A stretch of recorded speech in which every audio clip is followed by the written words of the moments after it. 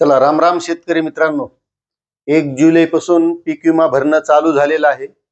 आता तुम्ही पीक विमा भरलाय का नाही भरलाय एवढं नक्कीच कमेंट करा, कारण यावर्षी पीक विम्याच्या नियमामध्ये बरेचसे बदल झाले आणि तुम्ही पीक विमा भरलाही असला आणि भरलाही नसला तरी तुम्हाला हे माहीत असणं गरजेचं आहे। कारण पीक विमा भरला म्हणजे आपलं काम संपलं, आता काही करायची गरज नाही, पीक विमा येईल असा तुमचा भ्रम असेल तर तेव्हा आता सोडून द्या। कारण पीक विमा भरला ना आला आता असं होणार नाही। त्यामध्ये पुन्हा काही ज्या गोष्टी आहेत त्या प्रत्येक शेतकऱ्याला माहीत असणं गरजेचं आहे। कारण पीक विम्याचे जे काही महत्त्वाचे 4 ट्रिगर होते ते ट्रिगर काढून टाकलेले आहेत। आता ते ट्रिगर काढून टाकण्याला खरंच किती शेतकऱ्यांनी विरोध केलाय। शेतकऱ्याला वाटतं की आपण जे लोकप्रतिनिधी निवडून दिलेत आणि हे आपल्यासाठी काम करतील, हा सुद्धा तुमचा भ्रम असेल तर हा पण सोडून द्या। कारण काळानुसार जे काही तंत्रज्ञान बदललंय त्यानुसार आता आपल्याला सुद्धा बदलावं लागणार आहे। कारण जे लोकप्रतिनिधी आपण निवडून दिले, आता पावसाळी अधिवेशनामध्ये किती लोकप्रतिनिधींनी जे काही ट्रिगर हटवलेत त्याला विरोध केलाय ते तुम्ही जर अधिवेशन बघितलं असेल तर तुमच्या लक्षात आलं असेल। मोजक्या लोकप्रतिनिधींनी त्या पीक विम्याच्या संदर्भात प्रश्न उपस्थित केले। बरं, त्या अधिवेशनामध्ये जेवढे काही आमदार बसलेले होते त्यामध्ये खरं किती शेतकऱ्यांचे पुत्र होते? मग सगळ्यात जास्त शेतकऱ्यांनी निवडून दिलेले असतील तर त्यांनी ते ट्रिगर या पीक विम्यामध्ये समाविष्ट करायलाच लावायला पाहिजे होते। आणि जे काही ट्रिगर काढलेले त्याशिवाय शेतकऱ्यांना जो काही पीक विमा मिळत होता फक्त त्या ट्रिगरमुळे मिळत होता। आणि आता त्यामुळे यापुढे शेतकऱ्याला बदलावं लागणार आहे।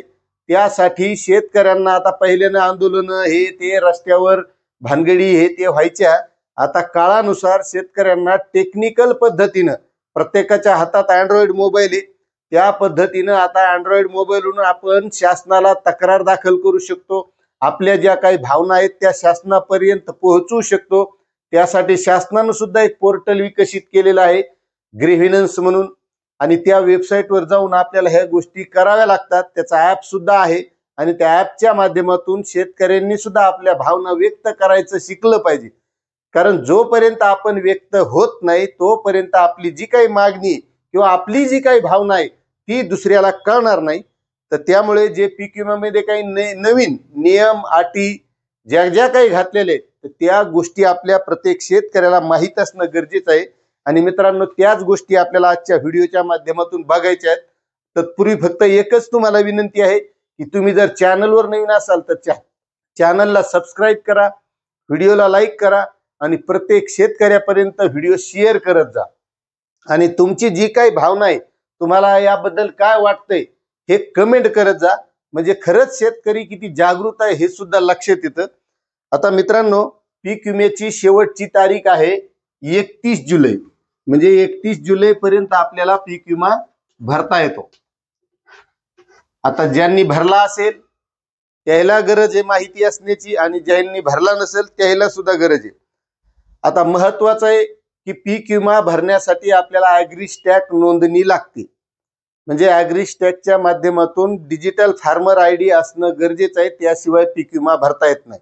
आता यामध्ये काय अडचणी आलेल्या आहेत की ॲग्रीस्टॅकच्या योजनेमध्ये समजा एखाद्या शेतकऱ्याचे 2-4 गट असतील तर काही शेतकऱ्यांचे 1-2च गट ऍड झाले आणि बाकीचे झाले नाहीत।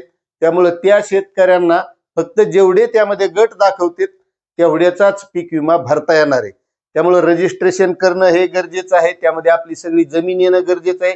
आता ते पोर्टलचा इश्यू आहे, तर यावर अशा गोष्टीवर प्रत्येक शेतकऱ्यानं बोललं पाहिजे, व्यक्त झालं पाहिजे।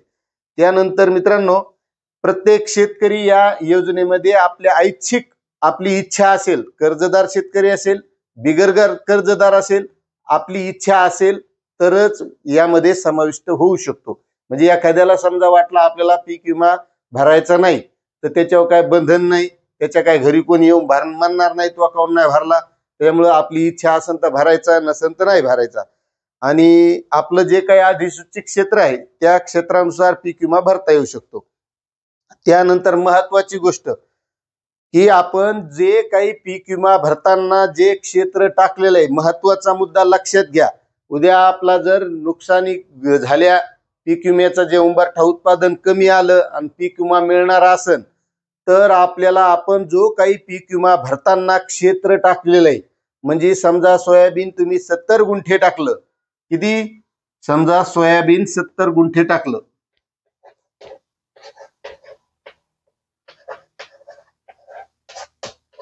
70 गुंठे सोयाबीन जर पीक विम्यात भरलेलं असेल तर तुम्हाला ई पीक पाहणी करणं बंधनकारक आहे.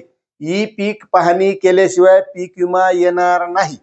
त्यामुळं ई पीक पाहणी करताना सुद्धा सोयाबीनचा पेरा हा 70 गुंठेच टाका लागन. त्यामध्ये जर तफावत आढळली तर तुम्हाला पीक विमा जरी त्या तुमच्या मंडळाला मंजूर झाला, तिथं उंबरठा उत्पादन कमी आलं तर पीक विमा मिळणार नाही. त्यामुळे ही एक महत्वाची पीक पाहणीच्या संदर्भातली काळजी घ्यायची. आणि पुन्हा इथं तुमचं जर चुकलं तर तुम्ही जो आता 2% पीक विमा भरायली तर ही रक्कम काही परत मिळणार नाही. ती जप्त म्हणजे ती त्या कंपनीकडे जाणार, ती वापस मिळणार नाही. किंवा तुमचा अर्ज चुकलाय, तुमची माहिती चुकली म्हणून तुमचे पैसे वापस येते, तर आता तसं होणार नाही.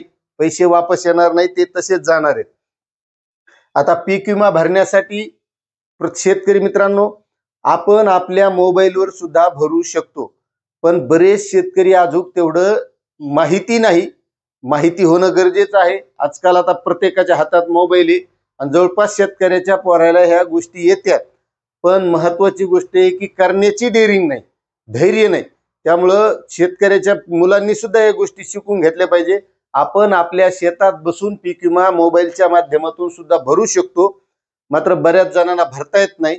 ते CSC सेंटरवर जातात, कॉमन सर्व्हिस सेंटरवर, आपले सरकार सेवा केंद्रावर जाऊन भरतात.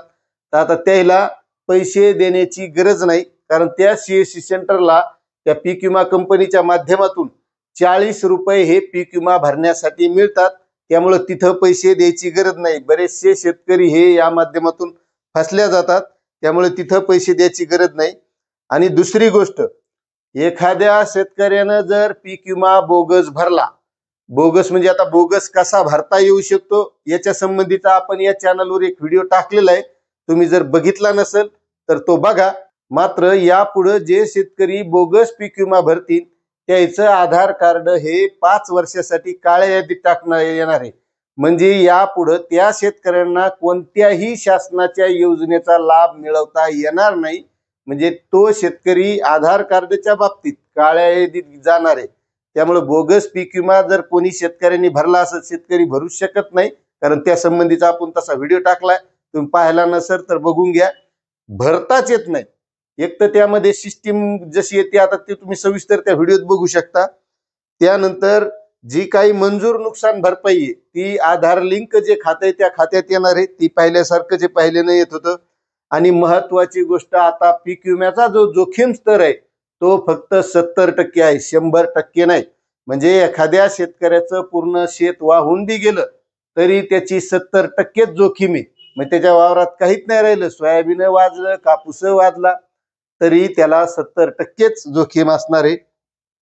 त्यानंतर आता महत्वाची गोष्ट शेतकरी मित्रांनो, आता तुम्ही पेपरवर एक जाहिरात येते ती पीक विमा कंपनीची, तर भारतीय कृषी विमा कंपनी, तर त्याच्यात असं दिले की पीक पेरणीपासून काढणीपर्यंतच्या कालावधीत विविध नैसर्गिक घटक, कीड व रोगांचा प्रादुर्भाव. आता नैसर्गिक घटक म्हणजे जी नैसर्गिक आपत्ती आली ती, आणि रोगांचा प्रादुर्भाव म्हणजे आता आपल्याला असं वाटू शकतं की आपल्याला असं जरी नैसर्गिक आपत्ती आली तरी पीक विम्याच्या माध्यमातून मदत मिळू शकते. मात्र ती तशी मिळणार नाही. त्याच्यात पुढे असं सांगितलेलं आहे की इत्यादी कारणामुळे पीक कापणी प्रयोगाद्वारे येणारी सरासरी उत्पादन हे त्या महसूल मंडळासाठीच्या उंबरठा उत्पादनापेक्षा कमी आल्यास, म्हणजे तुमच्या त्या पिकावर किती अतिवृष्टी झाली, वाहून गेलं, जसं आता सध्या पाऊस पडणं, सोयाबीन लोकांना पेरलं ते इचून वानून खाल्ला. आता काही काही भागात इचू म्हणतात, त्याला वानू म्हणतात. ते हात लावल्यावर नाही का असं गोल होते, त्याला काही वानू म्हणतात, काही इचू म्हणतात. कारण बऱ्याच शेतकऱ्यांनी सोयाबीन पेरलं, कापूस लावला, तर त्या शेतकऱ्याचं त्या वानूनच खाल्लं. आणि जरा जरा उगले ते पिकं, कापसा असतील, सोयाबीन असतील, तर ते वानून खाल्लेले. म्हणजे असं झालं तर पीक विमा मिळणार नाही. आता हे जे पेरलेलं आहे, कापूस असेल, सोयाबीन असेल, भात असेल, तांदूळ, जे जे पिकं असतील, तर ज्या वेळेस आता ह्या पिकाची काढणी होईल, काढणी झाल्यावर त्याच्या उंबरठा उत्पादनामध्ये घट आली तरच पीक विमा मिळणार आहे. मग तुमचं किड्यानं खाल्लं काय, रोगराई पडली काय, तुम्ही 4दा फिरलं आणि 5दा फवारलं आणि किती नुकसान झालं, तर अशा नुकसानीला तुम्हाला आता तक्रार करायचं काम नाही किंवा काहीच भानगडी करायचं काम नाही, फक्त काढणीच्या वेळेस. त्याच्यामुळे किती शेतकऱ्यांनी या गोष्टीसाठी विरोध केला किंवा आपल्या भावना व्यक्त केल्या, याला महत्व आहे. त्यामुळे प्रत्येक शेतकऱ्याने व्यक्त होणं गरजेचं आहे. तर अशा पद्धतीने हे पीक विम्याचे नियम आहेत. त्यामुळे पीक विमा भरताना सुद्धा काळजी घ्या, व्यवस्थित पीक विमा भरा आणि पीक विमा भरल्याच्या नंतर ई पीक पाहणी सुद्धा व्यवस्थित करा. कारण त्यावेळेस लोकेशन घेत नाही, म्हणजे त्या आपल्या त्या ॲपच्या अडचणी किंवा त्या सरकारी यंत्रणेच्या कितीही अडचणी असू त्या आपल्यावर लादलेले, त्या पद्धतीनं आपल्याला करणंच आहे. कारण त्याच्यात चूक झाली तर आपल्याला पीक विमा मिळणार नाही. असे हे पीक विम्याचे नियम होते. आता याबद्दल तुम्हाला काय वाटतंय हे सुद्धा कमेंट करा आणि चॅनलवर नवीन असाल तर सबस्क्राईब करा आणि प्रत्येक शेतकऱ्यापर्यंत ही माहिती शेअर करत जा. आणि आपण पीक विमा भरलाय का नाही आणि भरणार आहात का नाही आणि का भरणार नाहीत हे सुद्धा कमेंट करायला विसरू नका. जय हिंद, जय महाराष्ट्र, जय किसान.